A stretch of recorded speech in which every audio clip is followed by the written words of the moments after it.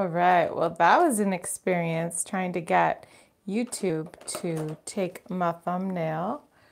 Ooh, rotate, it's locked. Okay, nothing like a live video for the first time. I'm gonna tell you the truth. It is my first time going live here on YouTube. So if we haven't met before, it's here. I will be running tomorrow morning. It will be actually my first 10K that's public, that's not training. I'm training currently for the New York City Marathon.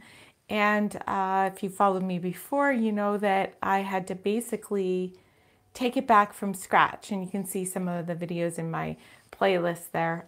So I can't believe this is here already. And I have to admit, usually I'm way more prepared. Like, I don't even have my bib yet, and it's the night before. So that's usually one of my tips is go and get your race packet the night before or the day before so that you can already have your bib attached and all of that. If it's your first time, sometimes there's going to be a little bit of nerves. So the more you're prepared, the easier and less anxiety you'll have as you're waiting at the start line. I'm just going to back up a little bit so that I'm in the frame a bit. And so so things that I do to get ready the night before, I make sure, like tomorrow morning is a very early start for me because I'm going to get in the car and I'm going to leave at like 6 a.m. to get to the start race because I live outside of Kelowna. So it's going to be going in and I'm going to get my race kit in the morning. So some of these are not going to 100% apply to me, but here we go.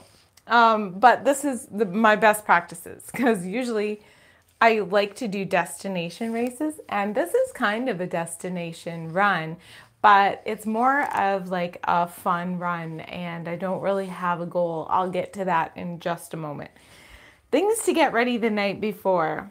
Well, you want to have, if you're a hat wearer, you want to have your hat, clothes, what you've trained in. I always recommend, like I know they give you the t-shirts, but I'll always recommend to run in things that you've trained in because sometimes it'll be uncomfortable to all of a sudden wear a brand new shirt.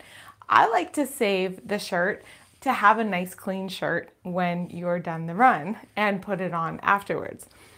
So that's one of my tips is there's also other things like chafing and you just don't know if you haven't run in it. Some people like to put on the run because it's part of the run spirit and I don't think there's anything wrong with that either. I think that's a great idea. And I might just do it tomorrow. We'll see. Because I never have before. So it's very cool. So you never know. So I already have my hydration belt ready. And inside of it, I have put some lip balm because it's going to be a hot day. So I already packed that the night before so I don't have to worry about scrambling around. I have my flip belt as well. Like this is what I like to put my phone in and my keys to the car in because I'm going to be there solo, right? I don't have a driver, so I got to have my keys somewhere. And you know that they do not fall out of this thing. So I like to wear this on the inside of my shirt and I wear the hydration belt on the outside and I really don't feel it. I like to bring my own electrolyte. I don't recommend drinking or taking in during the run anything that you haven't trained with. So some races offer Gatorade or goo or whatever, depending on if it's a 10K or sometimes with a half marathon. Half marathons for sure. I'm not sure if they're offering anything in the 10K, so I like to have a little booster juice, right? Because I know I'll be running faster. Because when you're with people, you're going to be running faster. You're going to get carried with the energy. And if you've tapered this week, it's like your legs are like ready to go, right? Mind you, this is, again, it's more of a fun run than it is a race, but these kind of events, I find that people like to like really kind of test their time. Like how fast can I go? So when it comes to my goal, I'm looking at anywhere between, yeah, I'd like to do under 115, under 110 would be great. The best time I've ever done 10K in was 103, and that was about 7 years ago. So I'm a lot older now, so we'll see. So not a lot, just a little. I mean, I was just pretty young back then. Okay, so now another thing is food. Okay, so before a run, especially one that's going to run hard, if you want to have everything in you for food, if you're going to eat before it, which in this case it's at 9:15. And so I do plan to have something before, but at about 7 a.m. so that it's completely digested. There's no issues. And it's not because there'll be tummy issues. It's because you can actually lose a little bit of energy if your body is busy digesting. The digestion takes energy, and so you don't want to be digesting when you're running because it'll zap you of your energy sources.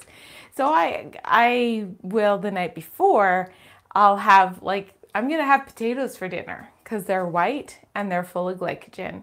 And so tomorrow morning I made some pumpkin date oat balls, and I'm gonna have those, and then that'll be, I'll have lots of glycogen.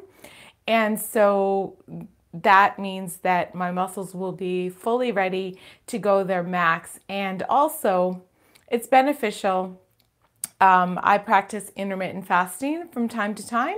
So my body has learned how to be a dual burner. So this is actually the first time I'm going to be really testing that out. So I'm pretty excited about that nutritional geek out. Okay, I mean you can see more about it on some of my other videos if you wish, but let's get back to topic.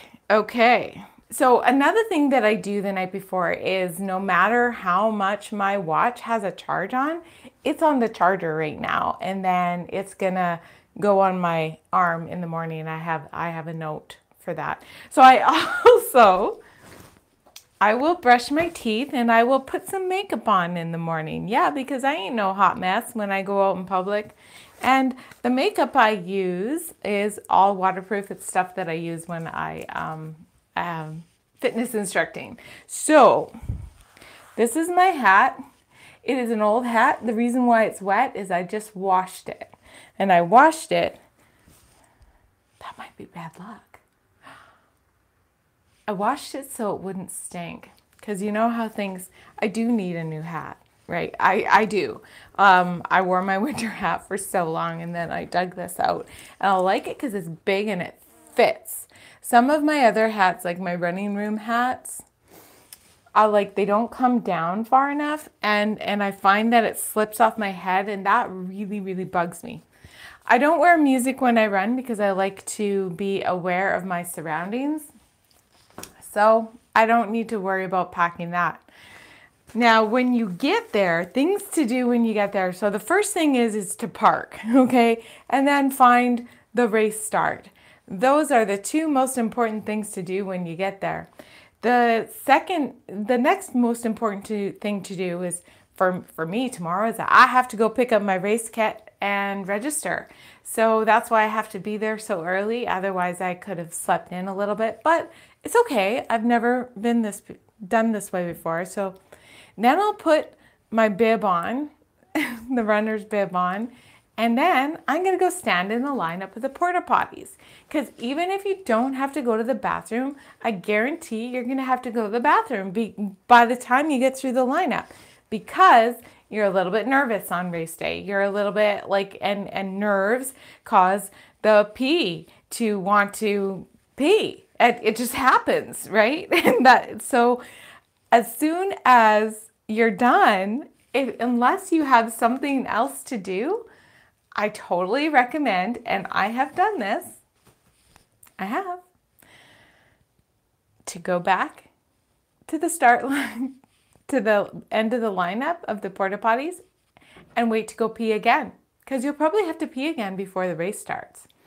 So the next thing to do is like warm up. First, depending on how much time you have, I would suggest starting a warm up, about 15 or 20 minutes before you're going to run, just like light jogs.